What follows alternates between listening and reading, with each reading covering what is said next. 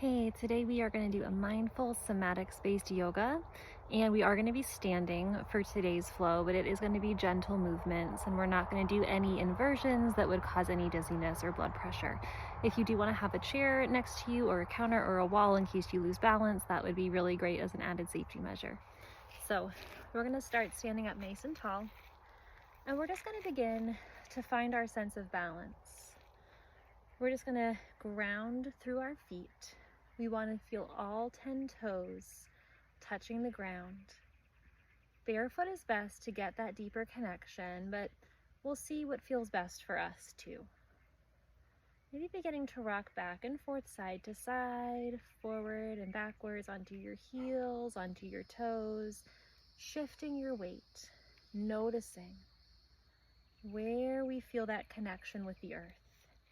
Maybe marching our feet in place a few times to feel where it feels most genuine and natural when our feet stop.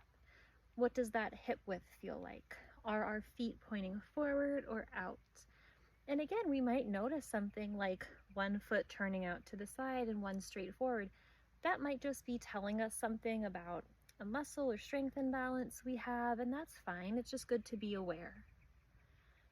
We're going to begin to just feel into that sensation in our feet and noticing that our feet are our direct connection to the earth. They are the part of us that is in contact with the earth the most frequently. So are we feeling and getting messages from the earth? Are we noticing the energetic exchange of feeling that energy coming up through the earth, through our feet and into our bodies? Or are we numbing that with wearing shoes or not really mindfully walking through the day like on a phone, or not noticing these sensations? So really feeling into that sensation here today. Noticing any subtle shifts in our perception, in our sensation. And then we're going to start to have that slight bend in our knees. So we might notice, many of us, especially if there's muscle imbalance or hypermobility, we might notice that we hyperextend through our knees.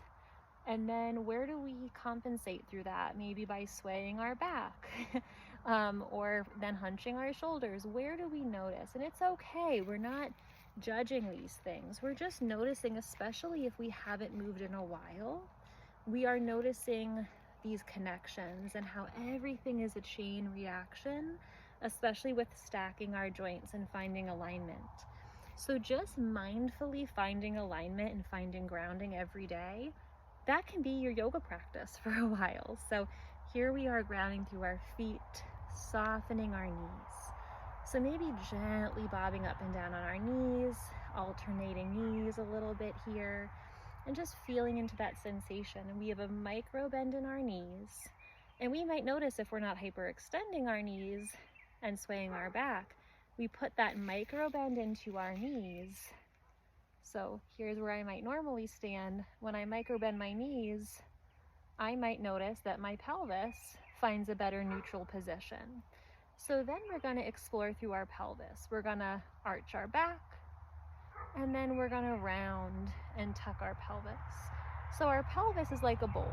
So we might want to have our hands on our hips, and we're going to notice the subtle shifting of the bowl tipping back when we tuck, and the bowl tipping forward when we hyperextend.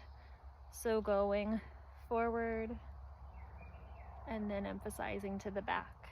And we're going to do this a few times, and we're going to notice with our knees bent and our feet grounded, the different sensations going back and forward, because really feeling into our range of motion in our hips allows us to find where neutral is. So neutral is going to be, we start at the feet, find grounding there, we find a little bounce in our knees, we find where our hip extends this way and where it goes this way, and then we find middle ground, and that is neutral.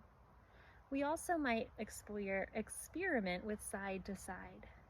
So just shifting hips up and down, bending opposite knee, and that gives us a sense of some of our range of motion in our hips. As we begin to go up through our core muscles, which stabilize us, as soon as we bend those knees and find neutral spine, we engage our core muscles. And again, if we've had periods of inactivity, if we've had periods of fatigue or pain, especially back pain, by compensating and having this position in our back, we lose some of that core stability, right? So through yoga therapy training, we do a lot of work on emphasizing this core stability. So we feel our feet, we bounce through our knees, we align through our hips. Now we just notice the sensation that comes into our core, and we pull our shoulders up, back, and down. So we feel like our shoulder blades are going up and back and down, like they're settling into our pocket. And then we feel that there's an invisible string pulling up through the crown of our head. So we notice what it feels like when maybe during the day we're chin tucked or chin shifted forward. We feel a string and it pulls our head up tall, and we align and lengthen through our spine. Now we notice we have that whole chain of events finding perfect alignment, and we check back in. It's again repetitive but simple. Feet, knees, hips, core, which also has to do with our breath. We want to be able to have our core feeling engaged enough that we can still open up through a belly breath and then contract in. But we also want to feel our rib cage expanding, and maybe we move through our shoulders for a few breaths. So we might want to move a few times, opening, inhale, exhale, hugging, opening, inhale, and exhale, hugging. And we can cross opposite arms. We're expanding through our chest. We're doing some movement in our back and hips and knees. And we can even slightly look up on the inhale and slightly tuck our chin on the exhale. So we're finding our range of motion. We're connecting that range of motion with our breath. We're also getting bilateral stimulation, because this is kind of like our butterfly hug, right? Where we incorporated our tapping, but we're moving with our breath. And it's a very organic movement because we are integrating all of those key joints and muscles that help us stand strong and stand in our power. And that is what's so important through our practice, is regaining a sense of strength and power and vitality. We can practice looking over opposite arms or shoulders, just a different range of motion in our neck here. Beautiful job, everyone. So now we are really focused on this chain of standing. Now this is something we can focus on every single day, every morning, waiting in line at the grocery store, whatever we're doing, we are feeling our power. Now, if you think of this from an Eastern perspective, from the idea of our chakras and our energy centers going up through our spine column, that also aligns with a very Western idea of our nerve bundles actually accumulating in those same spots along our spine that the chakras are said to sit at. If we are out of alignment, and if we're kind of inactive and we're slouching and we have this alignment issue and we have muscular imbalances causing our posture to be out of alignment, that is impacting our energy. That's impacting how we show up in the world. And so a great first step here, again, to integrate nature and holistic modes, is we start with grounding and feeling the energy pulling up from the earth and coming up tall, and that thread pulling us up tall towards the sky. And that is also where our crown chakra is, or where we are able to be open to the universe and the universal energy, or however you want to visualize that. Maybe even just being open to goodness or to your definition of God, whatever that is for you, noticing. So another movement we can do is to inhale, draw the energy up, up, up, reach to the sky and expand, and exhale that energy down. Again, very simple. We can even bend the knees down, bringing that energy down from the ground, inhaling it up, up, up, inhale, inhale, and exhale, pushing it back down. We're incorporating some Tai Chi here, where we are moving energy through our body and in the natural world around us with our breath and with intention. And we can be creative here. We can move and bend however low it feels good.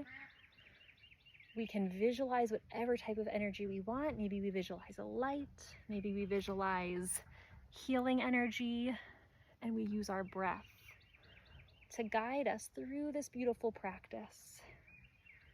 Just go a few times here, whatever feels best for us. Again, moving our feet a little if we need to. Breathing different ways, maybe in through the nose, out through the mouth, whatever feels good. Beautiful. Dangerous, but it's a really cool challenge to try if you have any struggle with balance. But just trying different movements. We're moving organically with what feels good for us.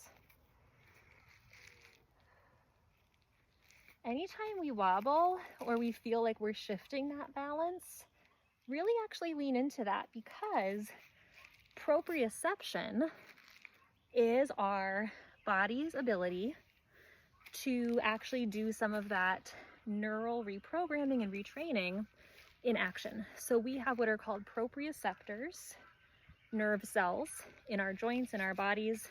They help us know where we are in space, where our body is in space, and they get injured from a lot of different things. A really common one is if you've ever sprained or broken an ankle, probably damaged proprioceptors, and then you had to do maybe some PT to get that range of motion and that proprioception back in that joint. So again, talking about rebuilding neural pathways, if you're feeling wobbly, let yourself wobble, because you might have to notice, like surfing, okay, that's where my body is. So let's do it on the other side and notice, what kind of balancing did I have to do on this side? I'm learning, my body is rewiring from the stumble and then coming deeper and noticing, ooh, that one is harder. I'm actually rewiring more when I'm struggling, because I have to put in a little more work when I'm struggling. See, that side's easier for some reason. So we're learning a lot. Now, we did a lot of work there and a lot of reps, so take a little break here. We do different things like that to get awareness. These are functional movements. So it's yoga, but it's the parts of yoga that are therapeutic, because these are functional things that we do throughout our day. So everything we're doing here, you know, I am thinking about bending with a healthy back. So I am bending down to check that laundry to see what's in the dryer, right? I'm gonna look with a healthy back. Okay, now I realize that I dropped something. Does it feel better for my body to go down this way, right? Or does it feel better for my body to bend with a flat back and pick it up? And then I come back up and I feel okay. And I'm not afraid of the movements because I've practiced them slowly with progression. If you have chronic pain, chronic illness, chronic fatigue, and you haven't been mobile for a while, part of pain psychology states that we become afraid to even try the movement, because what is our amygdala and our reticular activating system doing? It is making us feel afraid to do the thing that used to hurt or to do the thing that caused the injury. But then our brain looks at things very narrow, so then we become afraid of like any movement, any activity, anything related to that area of the body, and that causes muscle atrophy, that causes breakdown of joints, that causes tightness, that causes inflammation because we're not moving. So we need to think of something safe and gentle like Tai Chi and yoga, that we're bringing energy and awareness and gentle movement, and just during the day doing things like side to side, right? This is giving us a sense of feeling safe to move into opposite knee joints and to shift our weight and shift our balance. This might be something that's scary if you haven't done any sort of movement for a while. Even if you are moving a lot every day, if you're not moving with proper body mechanics, hinging at your hip, keeping your core engaged, keeping that bend in your knee, then you're moving in a way that might be damaging, and then it's causing you to fear movement more because movement hurts. So we're learning how to move in ways that are keeping that beautiful alignment, that we're keeping our joints safe, and that we're feeling good. We're cultivating positive energy.